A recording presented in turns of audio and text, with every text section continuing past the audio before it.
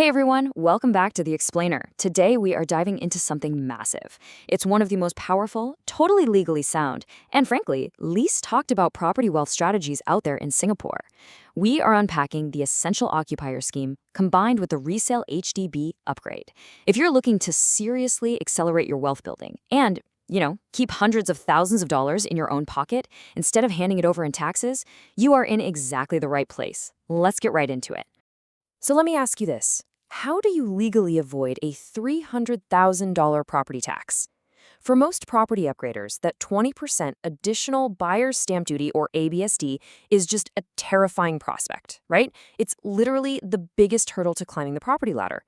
But what if I told you there is a perfectly legal structural cheat code to completely bypass this massive tax on your next private property purchase? No loopholes, just knowing the rules of the game. And just to really hammer home the reality of what we're talking about here, $300,000. That is the ABSD you would normally pay on a typical $1.5 million condo purchase if it's considered your second property. I mean, we're not just talking about a small administrative fee. This is life-changing money. This is your kid's university fund, it's your retirement nest egg, or it's the exact capital you need for your next big investment. And today, we are going to solve this. Okay, so here's our roadmap for today's explainer. First, we'll uncover the ABSD savings secret. Then, we'll unpack the Essential Occupier scheme itself.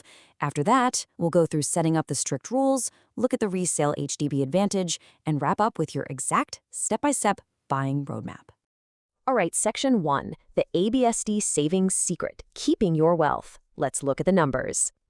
Let's just pause and look at the sheer scale of the math here, because it is literally staggering.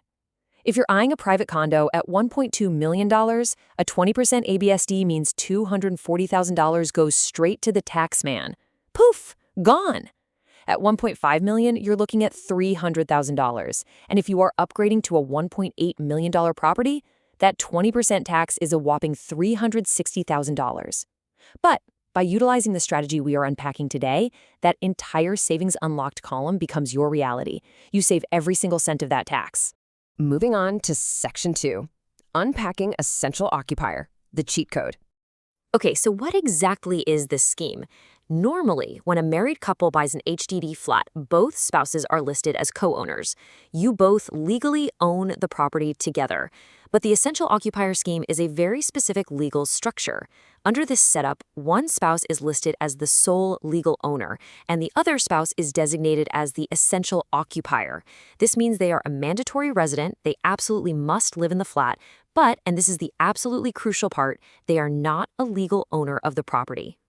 And here is why that matters so much, because we deliberately uncouple the ownership. Spouse B has technically never legally owned a property. So when it eventually comes time to buy a private condo, Spouse B enters the market with first-time buyer status. That's right, they are treated as a first-time buyer in the private market, which cleanly and legally bypasses that 20% ABSD entirely. It is a brilliant contrast. Section 3, Setting up the scheme. The rule book. We have to get this right. All right, so how do we actually pull this off? Here is the step-by-step. First up, you absolutely must designate these roles, owner and essential occupier, at the very beginning during the HDB application. You cannot go back and change this retroactively. Second, both of you must physically reside there. HDB actually conducts random physical checks, so no funny business. Third, you complete your 5-year minimum occupation period. Now, during these 5 years, Spouse B is just building their essential occupier history. They are not accumulating property ownership. Step 4, after that MOP is up, you sell the HDB flat.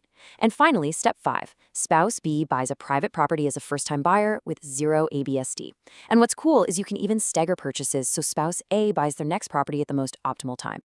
Hold on, I really need to pause here and give you a critical warning. This strategy only works if you are legally married. Unrelated parties cannot just group up and use this scheme. Furthermore, your sequencing has got to be totally flawless.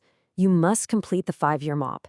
And you must sell the HDB flat before Spouse B buys the private property. If Spouse B jumps the gun and buys the private property before the HDB is completely sold, they are still getting hit with the ABSD. The timing has to be perfect, guys. Let's look at Section 4, the Resale HDB advantage, speed and location. Now, you might be wondering, why do we specifically target resale HDBs for this strategy instead of just balloting for another shiny new BTO flat? Well, It boils down to two huge advantages: speed and location. Think about it. A BTO flat requires a ballot, and even if you win, you're stuck waiting up to 4 years just for the construction to finish before your 5-year MOP even begins. That is a long time.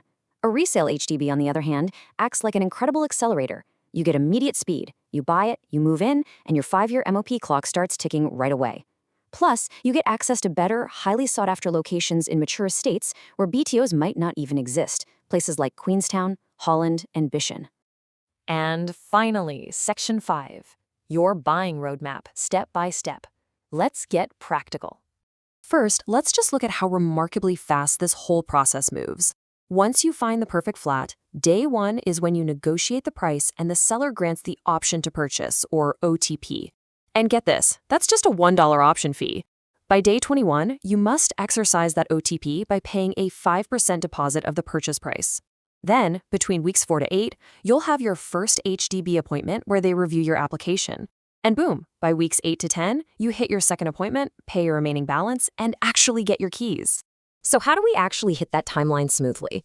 Well, you've got to get your admin foundation sorted first. Go online and check your HFE letter eligibility on my HTB page. Next, hit all the major portals, Property Guru, 99.co, SRX, to shortlist and view flats. When you find the one, you negotiate the price, pay your $1 option fee, and remember, you have exactly 21 days to exercise that OTP. After you do that, both you and the seller submit the resale application on the HDB portal. You'll attend your first review appointment, and by that second appointment, you are paying the balance and walking away with the keys to your wealth accelerator.